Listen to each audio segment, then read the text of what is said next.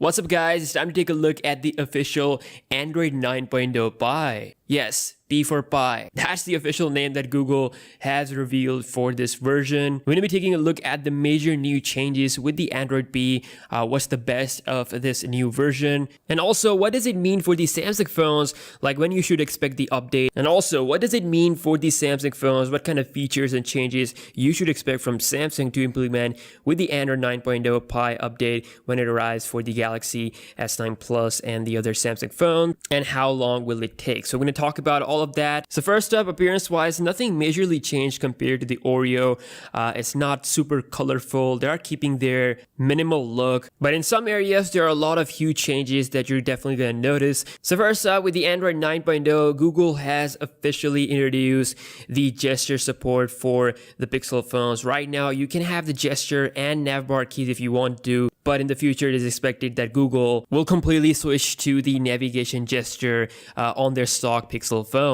So right off the bat, you will notice this small little bar at the bottom, which is what allows you to control these gestures. So it is similar to iOS. For example, if you are in an application, let's say Play Store, and if you want to go back, this acts as a home button, so you can touch it and go back to your home screen. To initiate the multitasking tray, you have to swipe up from this bar, and as you can see, all of your opened application, your recent applications will appear here, while still giving you the Google search tab as well as your recently opened applications. And towards the bottom edge, you have your back key, which you can press to go back. Now, at first, it will take some time for you to get used to it. I mean, the traditional navbar keys are super convenient to use, but then again, this is the future, and this is how Google will go eventually if they go for their future Pixel phones. Now, next thing you're going to notice is that when you hold on to the display, it vibrates for a second and give you these three options, which you normally see at the bottom with the previous version. So in my opinion, it's a much cleaner look. And then you can also change the icon shape, which is something that Google normally removes from their version. So you can change the shape from square to rounded square to squircle or to teardrop. So once you do that, it will restart or respring, and then you can see the applications have this teardrop kind of look, and actually it is a really refreshing look for your icons. I mean, changes like these are really good. It tells us that Google is definitely implementing more customization with stock Android, which is something that you can't do with the previous versions. And speaking of customization, Google has officially implemented the dark mode within the UI. So if you go into settings, then go into display, you're going to see the option for the device theme, which allows you to change the theme from automatic, which is based on your wallpaper, to light, or to dark, which is something everyone would appreciate. So if you go back and you check out your quick toggle area, you can see everything is now black. Now remember, it doesn't change everything, like your phone dialer, your messaging application, your Play Store, third-party app will actually still be the same way as they are, but the change will be in the notification area but the change will be in the quick toggles area and with the settings. Next up is the notch, and it is here to stay whether you like it or not. Your next Pixel 3 flagship will indeed going to have a big, deep notch, and also a lot of other phones are coming with notches. So they've given a proper option of notch, so you can simulate a display with a cutout. If you go here, you'll see a couple of options such as corner display cutout. So if I select that, as you can see, I have that ugly corner cutout. If I go with a double display cutout, and oh my god, who in the hell would implement this shitty double notch to their phone? I mean, this is ridiculous. Or you have a tall display cutout, which is what you're gonna see on the Google Pixel 3 XL model. So it already looks pretty bad, so I'm just gonna have it on none. And I gotta say, I mean, if Google just stick with this design, it's fine. You're getting the dual front stereo speakers, but their notch is just so deep. But yeah, notch is here to stay, and they're giving you the options to simulate it for the developers or the manufacturers so that they can optimize the apps as well for their notch. Now, they also have changed the way volume works, so it has a cleaner UI and allows you to quickly change the phone from ringer to vibration. If you want to do that, you can change profile right away, and you can also change the volume by sliding up and down, or you can quickly jump into the sound settings by pressing the gear button. Now also when you take the screenshot, you're actually going to get a edit option now, so you can immediately start doing some drawing on the display.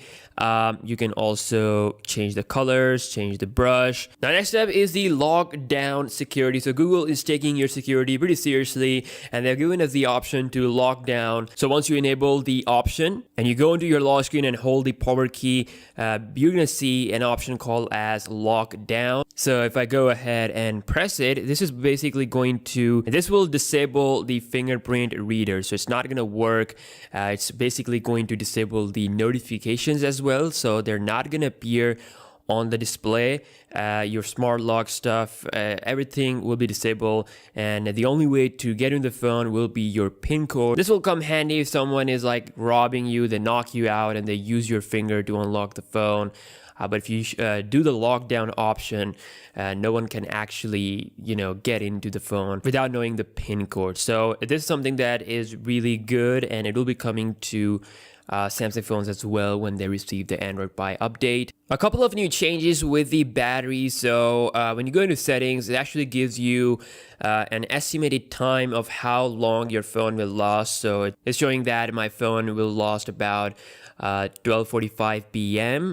With 83%. If I go into the option, you can see that we have a changed look. So we get the battery saver, which now if you turn it on, it basically gives you this new cool little red battery icon instead of giving you a red bar, which was pretty ugly in my opinion. So now it's giving you that clean look. Just gonna turn it off. We're also getting adaptive battery. This is really, really nice because it actually limits the third-party applications to extend the battery life. A lot of times they're using the Wi-Fi in the background, so this will definitely going to increase the battery life. Now in the same way, they have also implemented the adaptive brightness, which automatically adjusts the brightness according to your environment, and it actually works really, really well.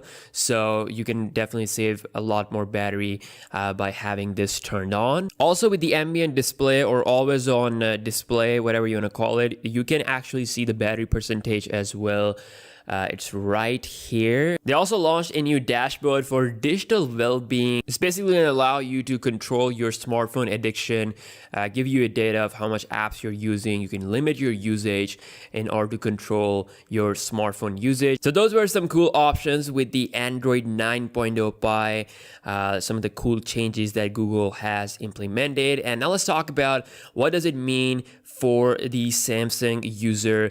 What does it mean for Samsung Experience UI based on Android 9.0 Pie? Now, Samsung will probably going to be one of the late companies to update their phones. I mean, they are clearly, as we have seen with the Oreo update. But the thing is that a lot of features that we have here with the 9.0 Pie are already present with the Oreo on the S9 Plus. For example, you're getting auto brightness, which is similar to, in fact, you even get the option to change your freaking resolution, which I have set to Full HD Plus, or you can even go to HD Plus to implement that, which is something that you don't get on the 9.0 Pie stock. So it's running on 2K by default, and stuff like the ambient display or always on mode is clearly better on Samsung because it has been showing us the battery status since the day it was released. So everything was here, and Google just got the battery percentage thing down at the bottom. And same thing with the screenshot, you can take it, edit it on the go. And the dark mode has been here since the Galaxy S7 Edge days. So the best part about this is that it turns everything into dark. If you go into your messaging application, every stock application, messaging, phone, settings, whatever app it is, it will have a dark UI, and that is pretty incredible. Something that you don't get on the Pixel. It's not the same dark mode implementation. So now the things of what you can expect here to be implemented with the Experience UI is of course gestures. So Samsung has not implemented gesture yet. I showed you something called as Samsung Edge gestures, with giving you a one-handed gesture support using the edge of the display. There were a couple of variations. You were able to set the position of that edge area. I've actually done a full review. I will leave the link down below in the description. With the Good Lock app, we saw a lot of changes that Samsung will most probably be implementing it with the Android 9.0 Pie. Google gave us the option to have just 3 themes, where with the Android 9.0 Pie, you're actually going to get a full control over your quick toggles. You can have any color to the toggles and change the opacity and a lot of stuff there. So you don't have to apply a theme from the Samsung theme store. You can use the default Infinity theme. And in the same way, they also changed your multitasking area, which has a different look, kind of similar to the Android stock 9.0 Pie, but better because it's giving you the close all button to close all the applications at once. Another option to completely customize the lock screen with having multiple applications on the lock screen, changing the theme, changing the clock colors and all that stuff. So what I'm trying to say is that Samsung already has a lot of features with the Oreo similar to this one, and with the combined with the Good Lock app, if you install it on your phone, you're gonna get all those 9.0 Pie future features that Samsung gonna add. Yes, I'm pretty sure this phone will receive Android 9.0 Pie, but that won't be happening until December most probably. So as far as the plain features are concerned, a lot of stuff is already here and actually a little bit better than what stock has implemented. But then again, of course, it is stock Android. I appreciate what Google has done. Other than the features, there will be a lot of performance gains as well with the 9.0 Pie update. It always happened with the new updates. Samsung phone definitely perform better, as we have seen with the Oreo update. But this time, you're gonna see a lot of customization option, as I've explained, with the Good Lock app reviews, and we're definitely going to see some AI-based improvement as well. Of course, Bixby will be taking care of things on Samsung's end. We will see the AI camera treatment as well, which is actually coming with the Galaxy Note 9. Samsung can implement that on the S9 as well with just a software update. But yeah, this is my review of the Android 9.0 Pie on the Pixel and my thoughts on, you know, how does it compare to the Samsung Experience UI currently. If you want to see a speed test comparison, then please do let me know. I do actually want to see how the Pixel 2 XL performs on the stock Android 9.0 Pie version against the S9 Plus or even the iPhone on the iOS 12. If you want to see that, let me know in the comments below, and I will see you guys in the next one. Peace out.